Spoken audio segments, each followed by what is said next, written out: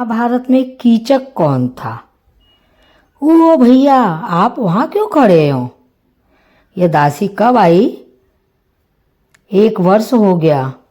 दुखियारी है बेचारी। महारानी द्रौपदी की प्रसादिका थी। चलो, द्रौपदी को नहीं देखा तो कम से कम उसकी प्रसादिका को ही देख लिया। इसके सौंदर्य में तो अग्नि की लिपट है। बहन निकट से गई तो एक आग सी लगी। भैया, मैं सच कह रहा हूँ, सुना, ये तो अग्नि बुझानी ही पड़ेगी। उसकी शालीनता देखी, दासियाँ ऐसे नहीं चलती। यह तो देवियों के चलने की शैली है। तुमने इसे दासी बनाकर इसके साथ बहुत बड़ा अन्याय किया है। इससे कहो कि आकर मेरा भवन संभाले। मेरे रोकने से तो आप रुकने वाले हैं नहीं हैं। और सरन, तुम यहाँ क्यों बैठी हो? इस वाटिका में खिले हुए सारे फूल तो तुम्हारे नूतन सौंदर्य से चल रहे होंगे। सुदेशना भला तुम्हारे सौंदर्य को क्या मान सम्मान दे सकती है? तुम्हारे इस मुखड़े के दर्शन कर लेने के उपरांत तो मैं पूर्णमासी के चंद्रमा की ओर भी कभी नहीं देखूंगा। उसने निसंदेह तुम्हारे इस उज्जवल मुखड़े से भिक्षा में चांदनी पाई होंगी। तुम सरी तो नहीं हो सकती। हाँ, तुम कमल पर बैठी हुई श्री अवश्य हो सकती हो। तुम प्रेम की देवी रति अवश्य हो सकती हो। अर्जुन और कंस जैसे धनुर्धर भी तुम्हारे नैनों के बाणों का सामना नहीं कर सकते। ये बाण उनकी छाती भी छेद कर उनके हृदय में उतर जाएंगे।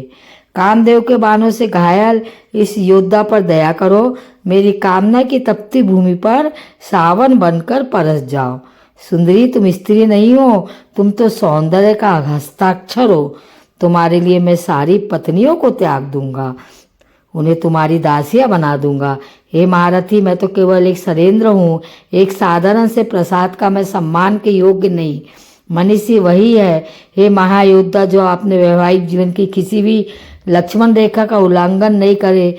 धर्मानुसार दूसरों की पत्नी का आदर करना चाहिए और माँ और बहनों की भांति उनकी रक्षा की ओर ध्यान देना चाहिए। मैं भी एक बहाता हूँ और मेरे सिर पर भी मर्यादा की ओढ़नी है, और सेनापति होने के नाते उस ओढ़नी की रक्षा करना आपका कर्तव्य है। मैं सब जानता हूँ, किंतु तुम्हें पाने के लिए मैं अपने धर्म को त्याग सकता हूँ और तुम्हें तुम्हारे धर्म के हाथों से छीन भी सकता हूँ। मुझे अस्वीकार करके तुमने अच्छा नहीं किया सरी। मैं यहाँ का राजा नहीं हूँ, परंतु इस राज्य की राजनीति की नदी मेरी भुजाओं से निकलती है। आज से हम अपने जीवन के शत्रु क्यों बन रहे हैं? सेनापति कीचक, मैं सरली अवश्य हूँ, परंतु असहाय नहीं हूँ, अनाथ नहीं हूँ। 5 शूरवीर मेरे सम्मान और मेरे शरीर के रक्षक है।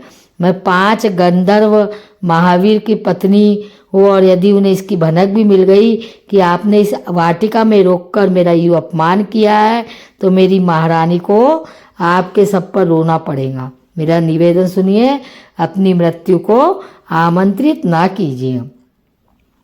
मैंने आपकी बहन का नमक खाया है। मैं उनके भाई की मृत्यु का कारण नहीं बनना चाहती। मेरी प्रतिष्ठा, मेरा सतीत्व एक पर्वत है, और यदि आप इससे टकराएंगे तो उस पर्वत का तो कुछ नहीं बिगड़ेगा, किंतु आप कर्ण होकर बिगड़ जाएंगे।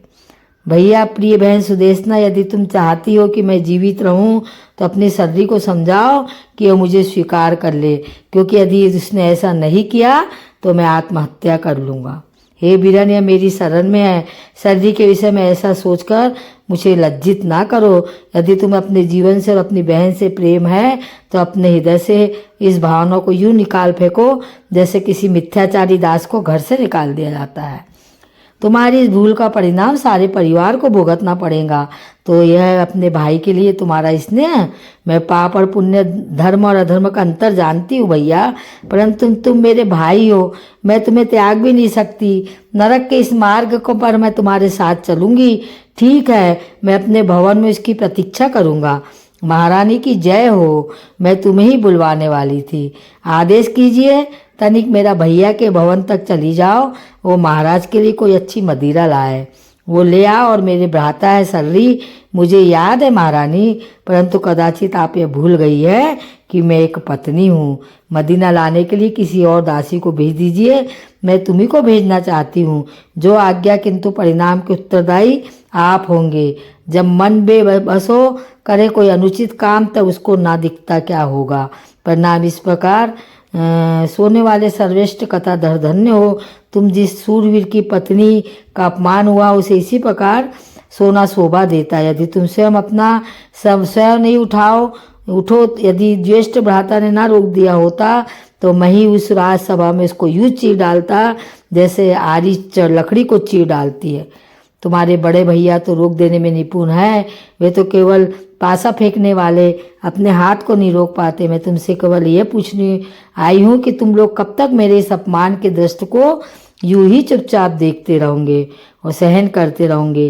हे कुंती पुत्र, मुझे एक कारण तो बताओ कि मैं क्यों जीवित हूँ, और यदि तुम चाहते हो कि मैं जीवित रहूं तो एक विशाल हाथी की भांति इस कीड़े को कुचल दो, जिसका नाम है कीचक, और जिसके हाथों ने तुम्हारी पत्नी के वस्त्र तक पहुंचने का साहस किया है।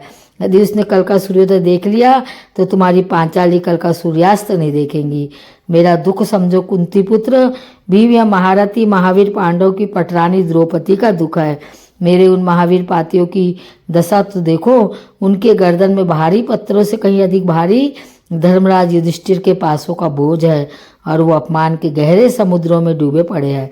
पांचाली, मेरी बात सुनो नहीं, आज तुम मेरी बात सुनो। मैं वो अभागिन हूँ जिसके 5 पतियों ने अग्नि को साक्षी मानकर उनकी रक्षा की प्रतिज्ञा की थी। कहाँ है वो प्रतिज्ञा?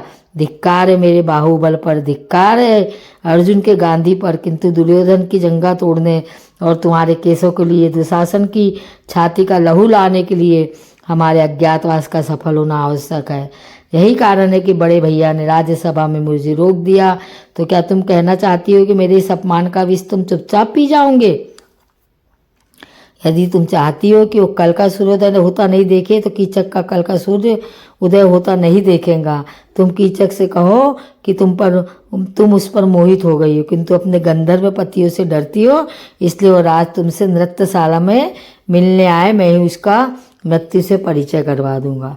इसलिए अब तुम जाओ, तुम्हें कोई मेरे साथ देखेगा देख ना ले। मैं नैनों के दर्पण में छवि मनोहर सावरिया की, नैनों के दर्पण में छवि मनोहर सावरिया की। क्यों रुक गई? सरी गाओ, तुम तो गायन में भी निपुण हो। महारथी, आप इस असहाय के जीवन के शत्रु क्यों बने हुए हो? मेरे गंधर्व पति आपका तो कुछ नहीं बिगाड़ पाएंगे, परंतु मुझे जीता नहीं छोड़ेंगे। यही कारण है कि मैं आपको देखकर अपने होठों तक आते हुए मुस्कान को भी पीछे ढकल लेती हूँ। पता नहीं यहाँ भी कौन उसका गुप्तचर है जो जाकर लगा दे। तुम उनसे बिल्कुल ना डरो, मैं उनका वध कर दूंगा। मेरे मन की बात सुनो, हम लोग छिपके मिला करेंगे, किसी को कानो कान पता भी नहीं चले। हमारे प्रेम का यदि आप ये मान ले तो मैं आपकी हो जाऊंगी। तुम्हें अपना बनाने के लिए मैं कुछ भी मान सकता हूँ। फिर आज रात नृत्यशाला में आइए, मैं आपकी प्रतीक्षा करूंगी। यह अंधेरा उड़े हुए सन्नाटा कितना भावुक है। हाँ, किंतु अभी क्षण भर में हमारे मिलन का प्रकाश फैल जाएगा और उस प्रकाश में तुम्हें मेरा एक और रूप दिखाई देगा। मेरी बाहें तुम्हारे गले में पड़ने के लिए व्याकुल हो रही है। सर्री, तो तुम्हारी बाहों को रोक कौन रहा है? बस इसी क्षण की प्रतीक्षा थी मुझे, इसी क्षण के लिए तो मैं व्याकुल हो रहा था। मैंने तुम्हारी बात रख ली पांचाली, कल का सूर्योदय होता नहीं देखेगा। चाहे छूना आग को गई कि चक की द्रौपदी के अश्रु को मिला आत्मसम्मान। आभार महाभारत हो महाभारत। सभी से मेरा जय श्री।